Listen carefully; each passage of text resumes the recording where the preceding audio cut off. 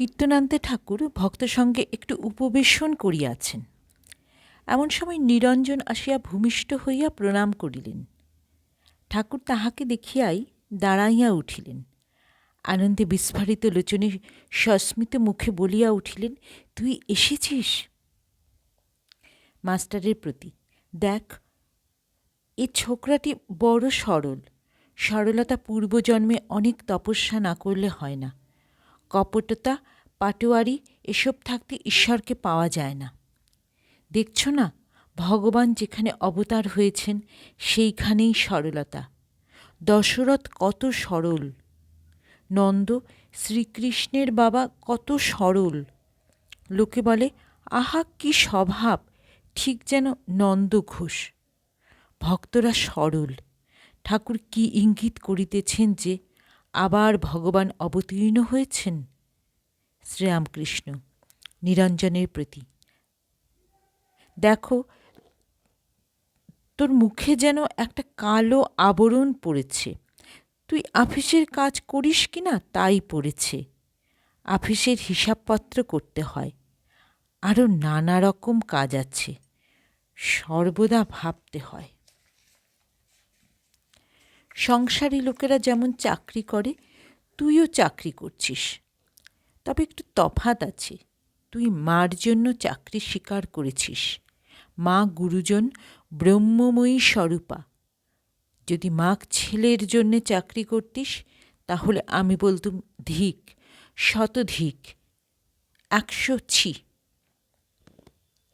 মণি মল্লিকের প্রতি, দেখো, ছোকরাটি ভারী সরল, তবে আজকাল একটু আধটু মিথ্যা কথা কয়, এই যা দোষ। সেদিন বলে গেল যে আসবে, কিন্তু আর এলো না। নিরঞ্জনের প্রতি, তাই রাখাল বলছিল, তুই এরেদয় এসেও দেখা করিস নাই কেন? নিরঞ্জন, আমি এরেদয়ে সবে 2 দিন এসেছিলাম।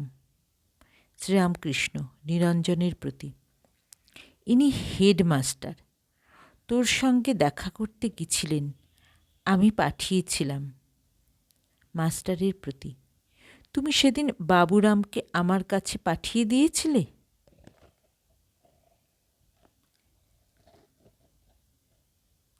ঠাকুর পশ্চিমের কামরায় 2-4 জন ভক্তের সহিত কথাবার্তা কহিতেছেন। সেই ঘরে টেবিল চেয়ার কয়েকখানা জড়ো করা ছিল। ঠাকুর টেবিলে ভর দিয়া অর্ধেক দাঁড়িয়েছেন, অর্ধেক বসেছেন। শ্রীরামকৃষ্ণ মাস্টারের প্রতি, আহা, গোপীদের কি অনুরাগ! তমাল দেখে একেবারে প্রেমোন্মাদ। শ্রীমতীর এরূপ বিরহানল যে চক্ষের জল সে আগুনের ঝাঁঝে শুকিয়ে যেত, জল হতে হতে বাষ্প হয়ে উড়ে যেত। কখনো কখনো তার ভাব কেউ টের পেত না। সায়ের দিঘিতে হাতি নামলে কেউ টের পায় না। মাস্টার, আগে হ্যাঁ, গৌরাঙ্গেরও ওই রকম হয়েছিল। বন দেখে বৃন্দাবন ভেবেছিলেন, সমুদ্র দেখে যমুনা ভেবেছিলেন। শ্রীরামকৃষ্ণ, আহা, সেই প্রেমের যদি 1 বিন্দু কারু হয়, কি অনুরাগ, কি ভালোবাসা! শুধু 16 আনা অনুরাগ নয়, 5 শিকা 5 আনা। এরই নাম প্রেমোন্মাদ। কথাটা এই, তাকে ভালোবাসতে হবে, তার জন্য ব্যাকুল হতে হবে। তা তুমি যে পথেই থাকো, সাকারেই বিশ্বাস করো বা নিরাকারেই বিশ্বাস করো, ভগবান মানুষ হয়ে অবতার হন, এ কথা বিশ্বাস করো আর না করো, তাতে অনুরাগ থাকলেই হলো। তখন তিনি যে কেমন তিনি নিজেই জানিয়ে দেবেন। যদি পাগল হতে হয়, সংসারে জিনিস লয়ে কেন পাগল হবে? যদি পাগল হতে হয় তবে ঈশ্বরের জন্য পাগল হও।